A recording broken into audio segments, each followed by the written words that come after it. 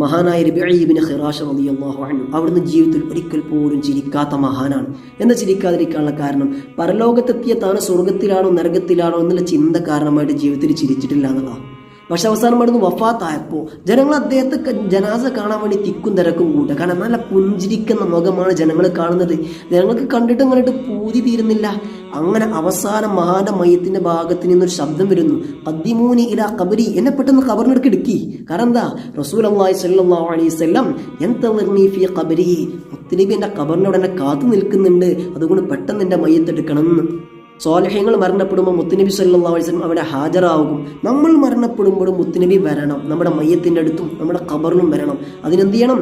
മുത്തുനബി സല്ലല്ലാഹു അലൈഹി വസല്ലം നമ്മളെ ആത്മാർത്ഥമായിട്ട് സ്നേഹിക്കുക. ദിവസവും ഒരു നിശ്ചിത കണക്ക് സ്വലാത്ത് നമ്മുടെ ജീവിതത്തിൽ മുത്തുനബിക്ക് വേണ്ടി ചൊല്ലുക. എന്നാൽ വലിയ മാറ്റം ഉണ്ടാവുമെന്ന് മാത്രമല്ല, നാം മരണപ്പെടുമ്പോഴും മുത്തുനബി നമ്മുടെ അടുത്തേക്ക് വരും. അള്ളാഹു